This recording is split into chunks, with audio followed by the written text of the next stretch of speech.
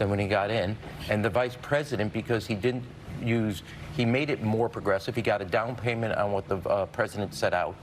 That is who he is going to be. I saw it in the healthcare pieces. I saw it in the Recovery Act. He knew how to find a person where they were and move them to where he needed them.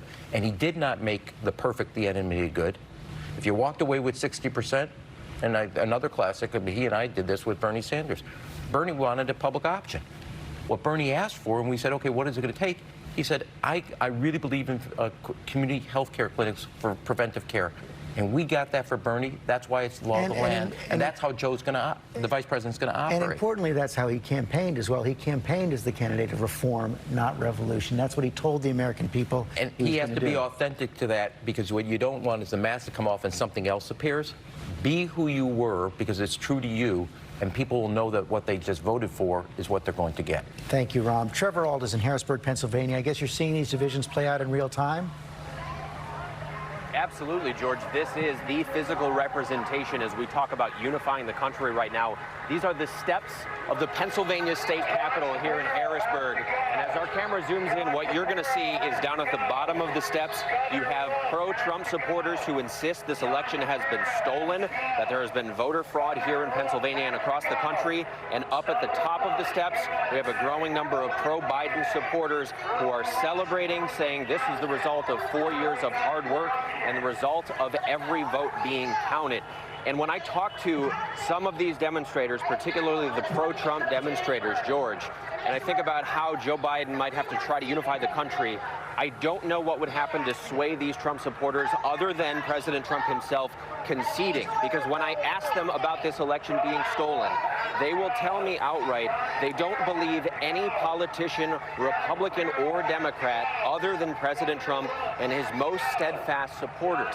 I can also tell you that these allegations of widespread fraud typically do not go past the fact that they think that mail-in ballots that were received after Election Day are going to be counted here, which aren't part of this tally right now. Still, these demonstrators are growing by the minute here. I can tell you that police are very cautious right now. So far, there's a layer of about 10 steps separating these groups.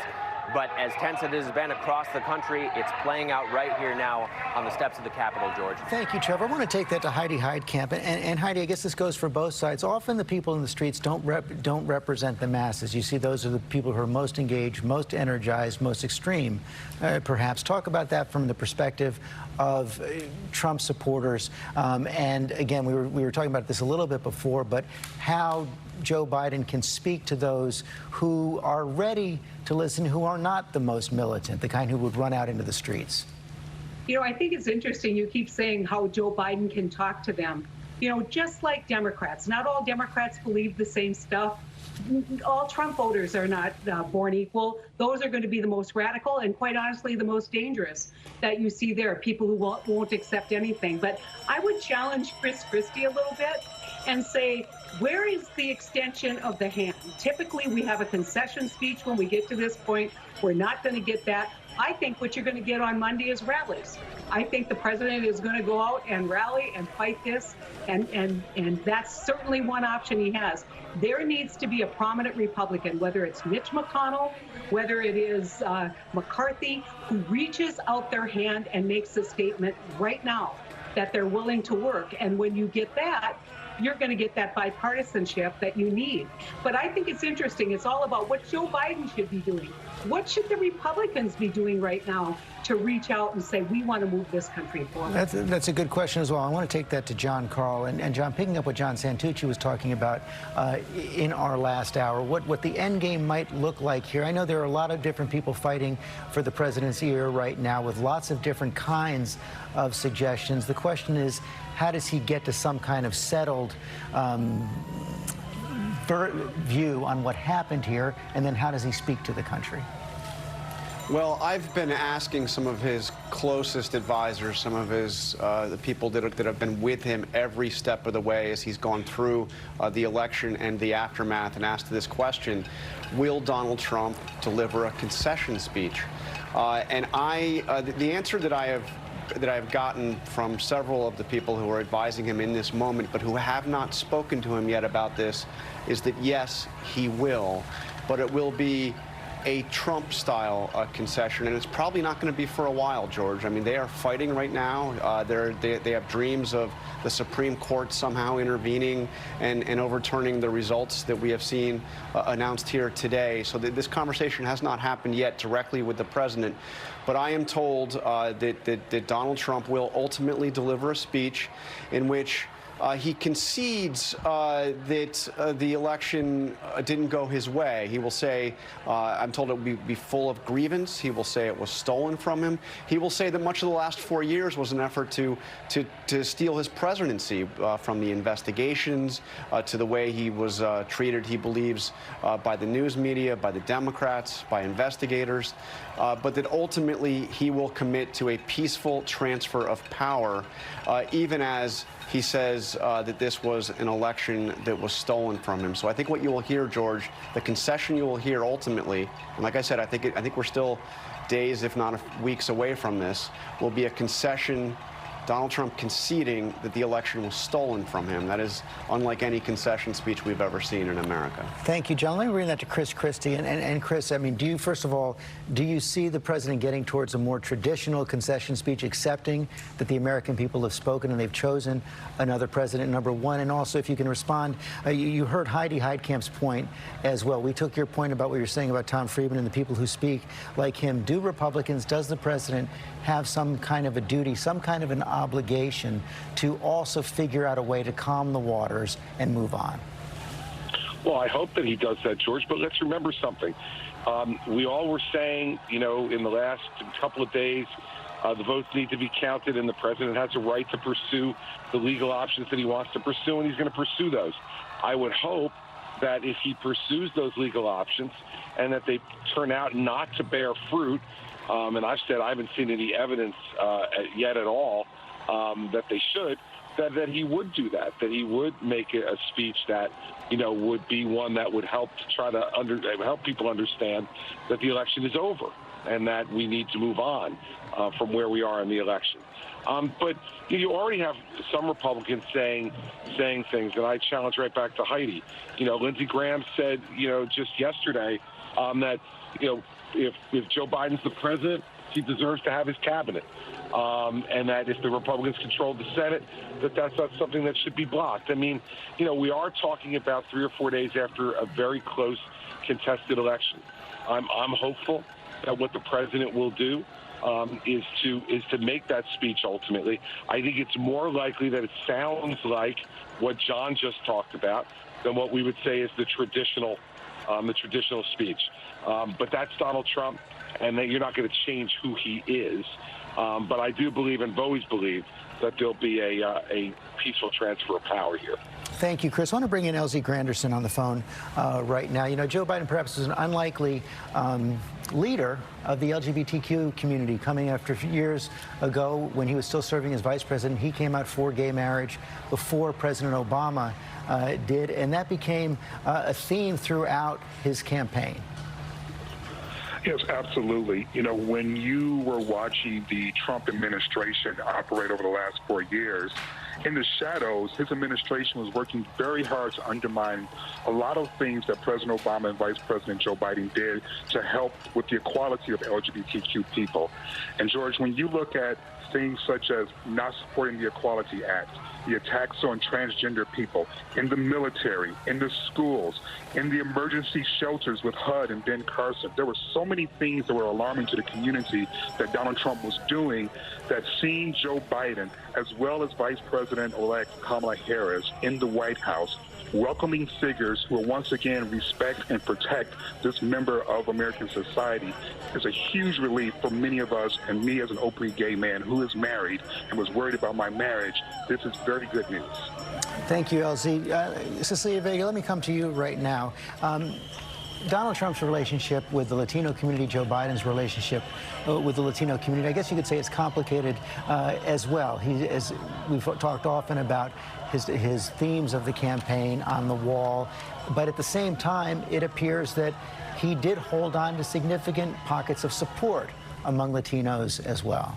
Yeah, he stayed pretty much steady throughout the course of his presidency at about 30% support of Latinos. But that's not to say that Latinos didn't overwhelmingly favor Joe Biden by widespread margins in this race. Complicated. Yes, I guess I would say that, but I also think, George, it's worth pausing right now as we see these crowds out there celebrating. I think for the Latino community in this country, it is a moment. Much of the Latino community in our country right now today, and seeing the results of this election brings a little bit of a sigh of relief, because the last 4 years, this is a community that has been demonized. It has been beaten. It has been kicked. It has been deported. It has been ostracized, and it has been alienated like I've never seen in my generation before. From day one. From the president coming down that escalator in Trump Tower saying that Mexicans are not sending their best people, they're sending, some of them are rapists, to those pictures of children in cages and children being separated from their families at their border, to people in the highest echelons of this administration like Stephen Miller, who are fervent believers of a very anti-immigration policy and rhetoric that the president very much carried out. And words matter in this country. 61 million Latinos in this country, and words matter because someone went to a Walmart in El Paso in 2018 and opened fire with the explicit intention of killing Mexicans. And that's what happens when you have words like this that are ugly in this country. So I think today, as we look ahead and try to move on from some of this pain that I think so many Latinos are feeling, there will be questions for Joe Biden on how much he can accomplish in terms of immigration. He has said that he will provide protections for DACA on day one. He has said that he will stop building that wall going forward. But he's got big hurdles in front of him if he really wants to do those things, because as we've been saying, he's got a mixed Congress, and it will be a big question as to whether how much he can actually accomplish. But I think in terms of Latinos feeling like second-class citizens in this country, many of them have felt that way for a long time. I think back to my young nephew, who at the very beginning, when we were seeing child separations, turned to my sister-in-law, said, "Our mom and dad, our grandparents, going to be deported." Those are the messages that children in this country have felt and faced for the last 4 years. So I think there will be a little bit of a breather today. Cecilia Vega, thanks very much. Terry Moran, as we've gone through this conversation over the last couple of hours, in some ways it's a reminder of how abnormal things have been over the last 4 years, how President Trump pushed the boundaries of what a president is, what a president could do, the kind of tension he would have between all of America's institutions.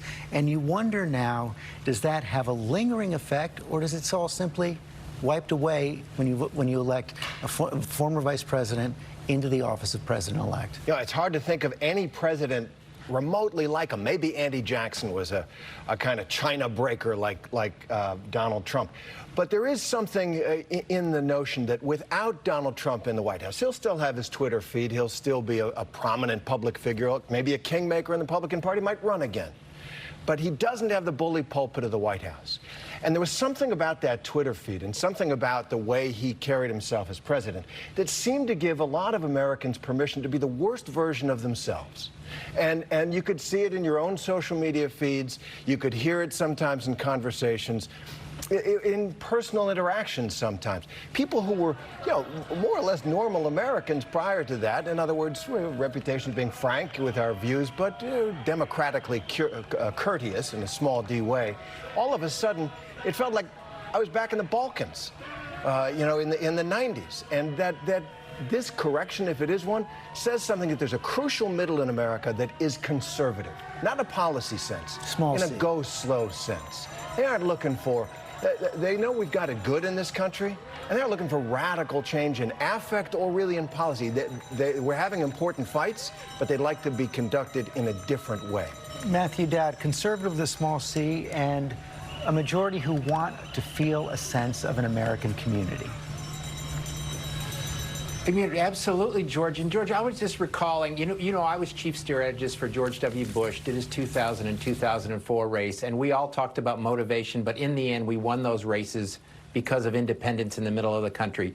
Barack Obama, after he got elected president, after the midterms, called me up, invited me to the Oval Office after he got lost badly in the midterms, and he said, "Tell me what I did wrong." And I said, "You became head of your party and not leader of the country, and you lost sight of the independence in this country." Donald Trump, in his first inauguration, asked me over to the White House and asked me what I thought he should do. And I said, "You have to unify the country, forget partisan labels, and start appealing to the middle of the country." Look at the results of this election.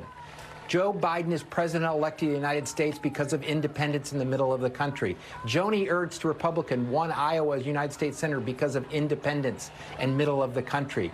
Everybody who won in this race across the country, we talk about party labels and everybody says this is what the Democratic Party should do and this is what the Republican Party should do, but the vast majority of this country is not so attached to those party labels. And Joe Biden, and I think he will because I think this is the kind of person he is, needs to focus right at the middle of the country. Listen to the left, listen to his own party, listen to the Republicans. But in the end, the independents in the middle of the country decide which way this country goes. You know, I don't disagree with you, but let me press you on one point there. Often the problem is that those independents, that vast middle of the country, are also those Americans who are least politically engaged day to day. They're the ones who only come out perhaps at the very end. How does he keep them part of the process? Well, George, I think that's a really good point, and I think you have to engage them. I think what happens often in Washington, D.C., is people forget the fact that the independents got him elected, and then they pay attention to their own party and their activists. And so I think he has to, and the Democratic Party has to, figure out a way to keep that engagement going. I'm going to give you a fact, George. More than 45 million independents voted in this election, the most ever in American history. 45 million independents voted in this election, and they decided in this election. So these leaders can't go back to Washington, get in their offices and call all their friends who are either D or R. They have to figure out a way to have a connection constantly with the independents. Thank you, Matthew Dad, Mary Bruce. We're going to hear from the president-elect tonight.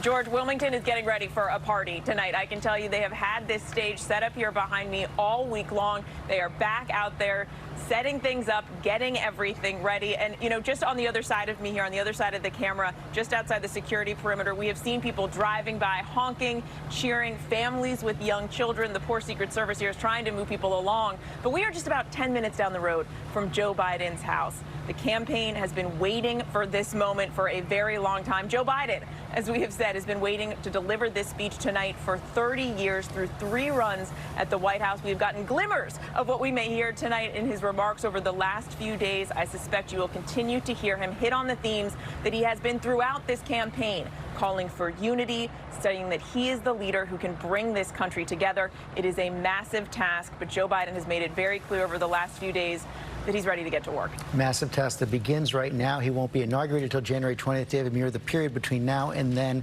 likely to be as unpredictable as the last 4 years. Yeah, and I think that's why you've seen sort of over these last 4 days, Joe Biden and his team trying to decide when to come out and try to fill that void. And I'm sure that's going to be part of the strategy they immediately start working on between now and Inauguration Day. There's going to be a lot of time to fill with an emergency underway in this country, a national emergency with this pandemic. Joe Biden, every time he comes out in front of the cameras, and in fact, a couple of the times, he's talked about the pandemic first instead of where this election stands.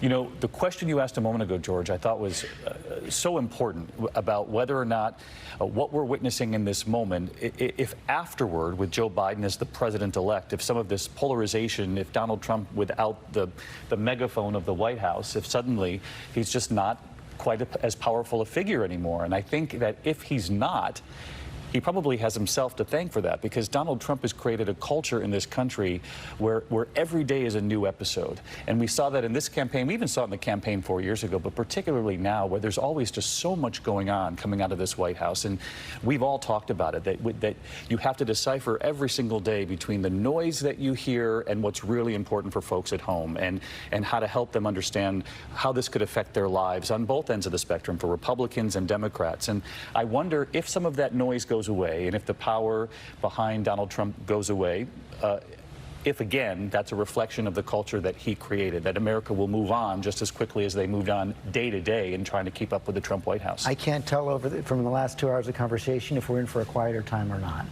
Well, you know, I mean, the first thing that I'm looking at when I see all the people elated in various cities across the country, I'm also thinking about coronavirus, which Joe Biden has signaled is going to be one of his top priorities, and perhaps that national mask mandate is on the way. Wanted to just say really quickly, one Donald that's very happy today, Donald Harris. That is the father of Kamala Harris. Of course, she's the child of immigrants, mom from India, dad from Jamaica, mom a scientist, dad an economist. Thank you, Lindsay. We're going to leave you right now. We will be back at 8 tonight for the speech from former Vice President Joe Biden. But we want to leave you with one final moment from the campaign trail, one of the last campaign stops from Joe Biden. He went to his childhood home in Scranton, Pennsylvania, and wrote, "On the wall, from this house to the White House, with the grace of God." Joe Biden, President-elect of the United States, 46th American president.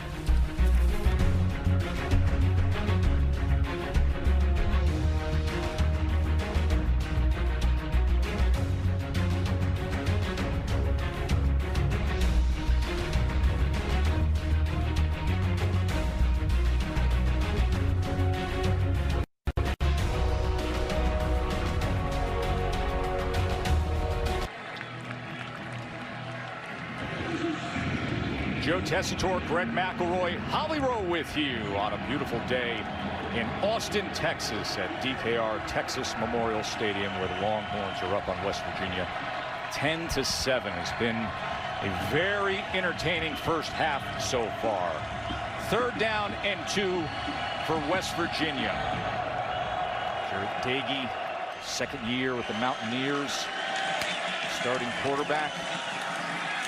The sink bill is going to be driven back to Vondre Sweat with the big tackle for the Horns. A Texas team that is still hopeful that it can make its way to the Big 12 championship game. They started right with their offense. Bijan Robinson, the true freshman, had a 54-yard run on the first play, and then Sam Ehlinger had the touchdown pass to Eagles, the 89th of his career. Now the dangerous Deshaun Jameson back to return the Tyler Sumter punt. And he's driven back inside the 20. Sam Ehlinger, he moved into the top 10 in Big 12 history with that touchdown pass. He's up next. Darrow's family uses Gain Flings now, so their laundry smells more amazing than ever. Isn't that the dog's towel? Hey, me towel, suit towel. More Gain Scent plus Oxy Boost and Febreze in every Gain Fling. Oh, you're gonna botch this, Baker. Too much heat, gonna burn up that meat. Step on a crack, break your mama's back. Step on a crack, you're gonna get sacked. You're gonna blow it, Baker. Oh, you're gonna flub it. He can only perform when he's under pressure. Yep. Baker, still watching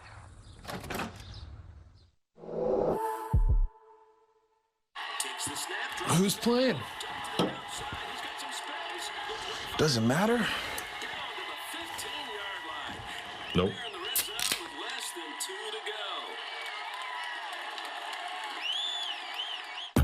At Burger King, when you order a 2 for $5, you might get a side of PS5. 2 for $5 mix and match. Buy and play game in-app for a chance to win. This year, Walmart turned Black Friday into deals for days. Starting Saturday, November 7th, score deals like a $49 gourmet toaster oven in-store and online.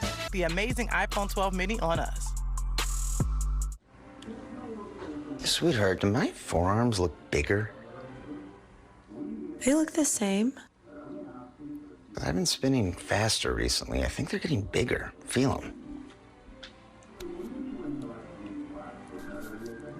Yeah, they kind of feel bigger. Yeah, cool. Switch to Progressive and you can save hundreds. You know, like the sign says.